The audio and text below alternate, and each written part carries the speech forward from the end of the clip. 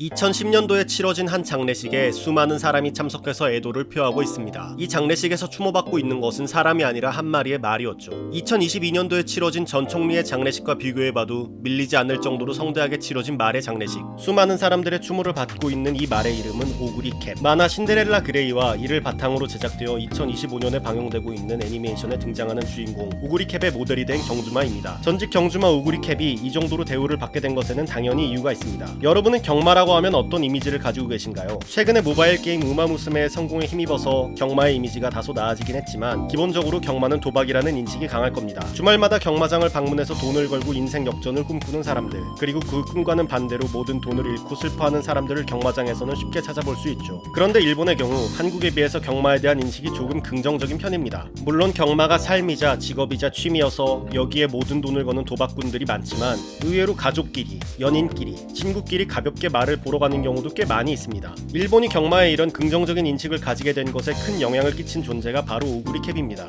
프로 야구가 메이저리그와 마이너리그로 나뉘어져 있듯이 일본의 경마 역시 중앙경마와 지방경마로 나뉘어집니다. 일본 내에서 가장 큰 위상을 가지고 있고 수준 높은 경주마와 높은 상금이 걸려있는 중앙경마에 비해 지방경마는 각 지자체에서 운영되며 경주마의 수준이나 상금 규모 역시 작은 편이죠. 지방경마에 소속된 말들은 대체적으로 그 수준이 낮지만 개중에 뛰어난 능력을 가진 경주마는 스카우트 제의를 받고 중앙에서 경주를 하는 경우가 있었습니다. 그리고 1987년 일본 기후현의 카사마츠초에 위치한 카사마츠 경마장에서 데뷔한 오그리 캡은 지방경마에서는 볼 수 없던 뛰어난 경기력을 선보이며 사람들을 사로잡았습니다. 오그리 캡은 카사마츠 경마장에서 치러진 대부분의 경기에서 1등을 차지하였고 못해도 2등이라는 압도적인 성과를 보여준 것이죠. 그리고 오그리 캡은 지방에서 놀 경주마가 아니라는 것을 알아챈 사람들은 오그리가 중앙경마로 이적해야 한다고 입을 모아 이야기했고 1988년 오그리 캡은 중앙경마로 이적하게 됩니다. 중앙경마로 이적한 이후에도 오그리는 계속해서 대부분의 시합에서 우승하였습니다. 지방 출신 말이 뛰어봤자 얼마나 잘 뛰겠어 라고 생각하던 사람들도 이츠모니 오그리가 뛰어나다는 것을 깨달았죠. 하지만 오그리 캡은 단순히 뛰어난 경주마로 끝나지 않았습니다.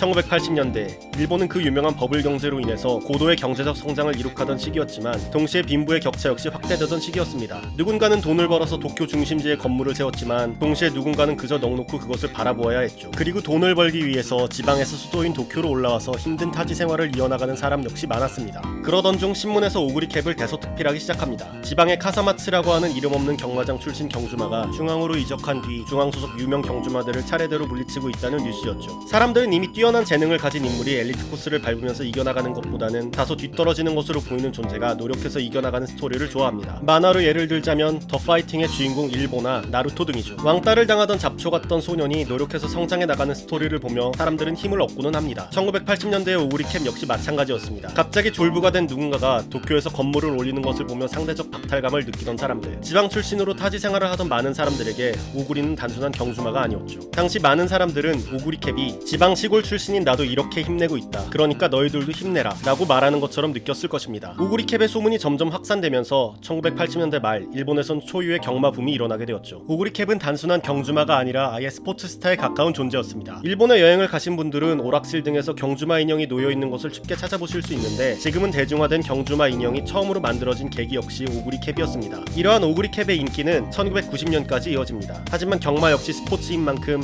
시간의 흐름에 따라 선수의 기량이 떨어지는 것은 막을 수 없었죠. 경주마 생활 내내 3등 밖으로 나가본 적이 없던 오그리는 89년 12월 시합에서 처음으로 5등이라는 결과를 내고 말죠. 그 다음 시합에서는 또다시 성과를 냈지만 그 이후 6등을 하고 1990년 11월 시합에서는 11등을 하며 많은 사람들이 오그리 캡은 이제 끝났다 라는 말을 하기 시작합니다. 그리고 1990년의 12월 오그리의 마지막 경기가 시작됩니다. 많은 사람들은 그저 오그리 캡이 다치지 말고 무사히 완주하기만을 바랬지만 오그리는 기적적으로 마지막 은퇴 시합에서 1등을 차지하며 경주마 생활을 마무리합니다. 흥분해서 목소리를 높이던 방송 캐스터를 보면 당시 경주장의 분위기가 어땠을지 쉽게 상상할 수 있습니다. 당시 경주장에는 17만 명이 넘는 사람들이 오그리 코를 외쳤고 이 경기는 오그리의 기적의 라스트 런이라고 불리며 지금도 회자되고 있죠. 이러한 엄청난 이력과 인기 덕분에 오그리 캡은 은퇴한 이후에도 많은 사람들의 사랑을 받았습니다. 1990년 은퇴한 오그리는 종마 생활을 이어가다가 2010년 복합골절로 인해서 안락사되며 그 생을 마쳤습니다. 그리고 시대를 풍미한 스포츠 스타의 장례식은 수많은 사람들이 참석하여 성대하게 이루어졌죠. 오그리 캡이 일으킨 경마 붐으로 인해서 일본에서는 경마에 대한 인식이 인식이 좋아졌지만 오구리의 경기를 직접 본 적 없는 사람들 사이에서 오구리에 대한 기억이 흐릿해져가고 있을 때 경주마를 의인화하여 이를 트레이닝 시킨다는 컨셉의 우마무스메가 서브컬처 게임으로서 크게 흥행하였고, 우마무스메의 미디어 믹스화 작품 오구리 캡의 일대기를 그린 만화 신데렐라 그레이가 연재되었습니다. 지방 시골 출신의 회색 우마무스메가 중앙에서 대성하는 이야기를 그린 신데렐라 그레이는 경주마 오구리 캡의 이야기를 그대로 재현하여 묘사하고 있습니다. 경주마 오구리 캡이 어렸을 적에 연약했다는 점은 오구리가 어렸을 때 무릎이 약해 잘 걷지 못했던 것으로 묘사했으며, 후에 오구리 캡이 목장 내에 지푸라기란 지푸라기는 모조리 먹어치우는 모습을 만화에서는 대식가로 묘사하는 점, 오구리가 초기 시합에서 발급관리 소홀로 인해서 시합에서 이기지 못한 것이 가난한 오구리가 신발을 제대로 신지 못해서 시합에서 진 것으로 묘사되는 등 경주마 오구리 캡의 일화를 의인화하여 적절하게 묘사하고 있으며, 당연하게도 오구리 캡이 출전했던 경기의 전적을 그대로 만화 내에서 그려내고 있죠. 오구리 캡의 이야기를 사실 그대로 너무나도 잘 묘사한 나머지 오구리 캡 전시회에 만화 신데렐라 그레이가 전시될 정도입니다.